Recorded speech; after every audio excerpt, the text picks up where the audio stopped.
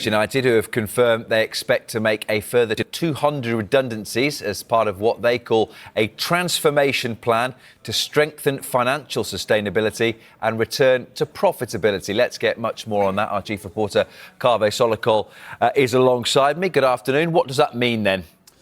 Well, it means that up to another 200 people who are employed by Manchester United could be losing their jobs. This is on top of the 250 roles that have already been removed last year.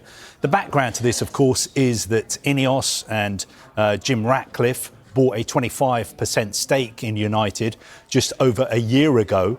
And since they've come into the club, they have looked at areas where they can make changes.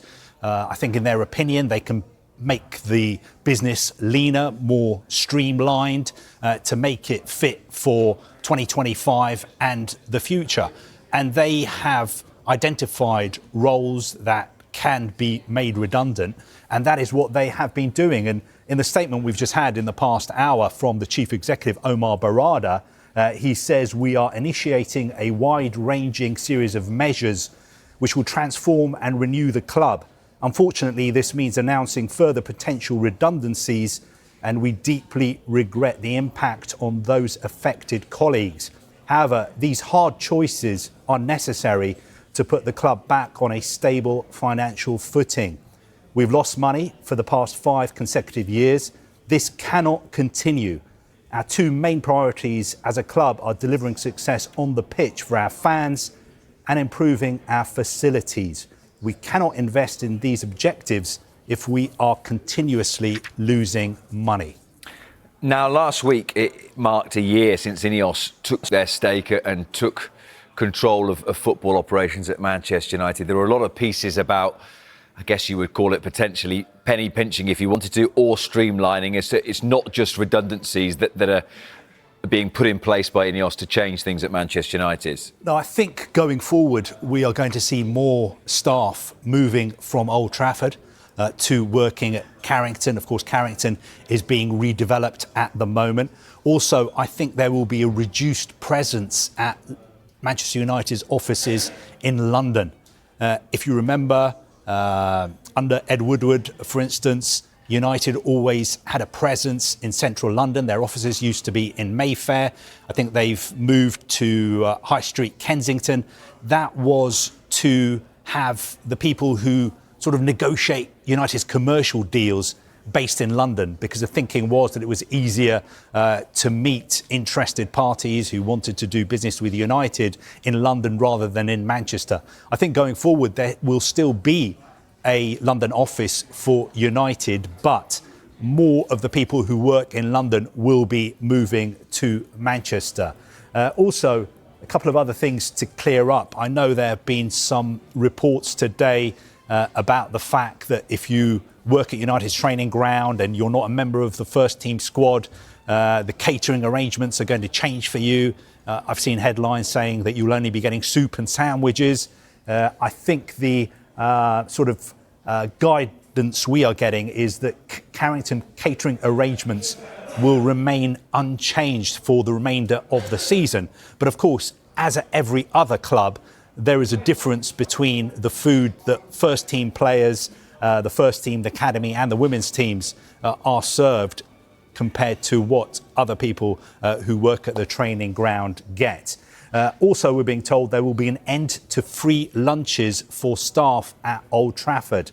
Again, that's in line with most workplaces, and United believe that that will save them around £1 million a year.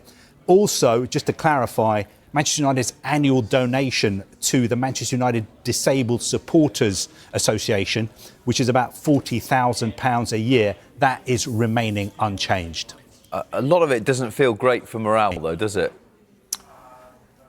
I mean, of course it doesn't. You know, people are losing their jobs.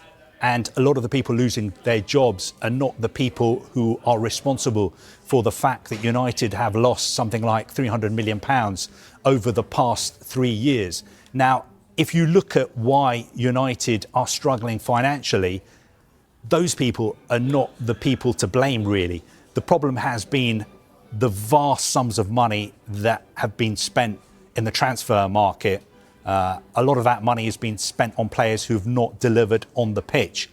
Also, the fact that the executives at United have made some decisions, some mistakes that have cost the club a lot of money. For instance, giving Erik ten Hag a new contract and then having to pay him off.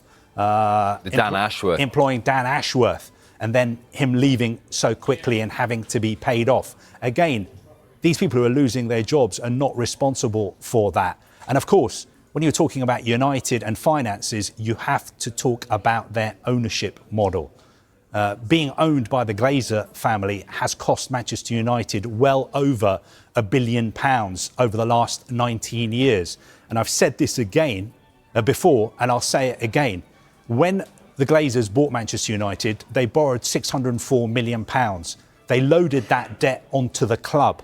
The club have paid £834 million in interest on that debt.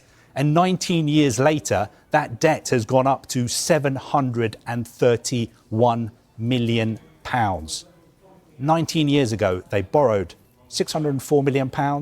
The debt is now £731 million, and £834 million has been paid out on interest. This is a club who were debt-free when the Glazers bought Manchester United. These figures are from the Swiss Ramble blog accounts. You can look at them yourself.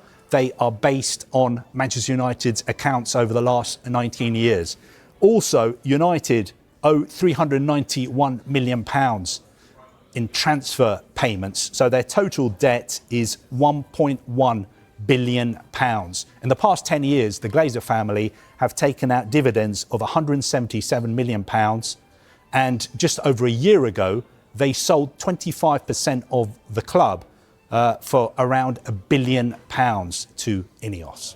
Just a quick final point then. You would say that because Ruben Amorim has mentioned it recently that all of this has a knock-on effect to what he can do with the team. And he has spoken in recent weeks about don't expect us to be able to regenerate the squad heavily because quite simply, if we're not in the Champions League, the money isn't there anymore. No, being out of the Champions League probably costs United ballpark figure of around £100 million a year.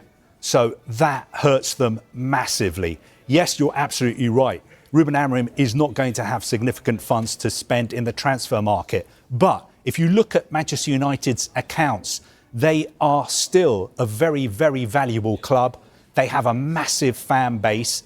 Their commercial income is one of the best in the world.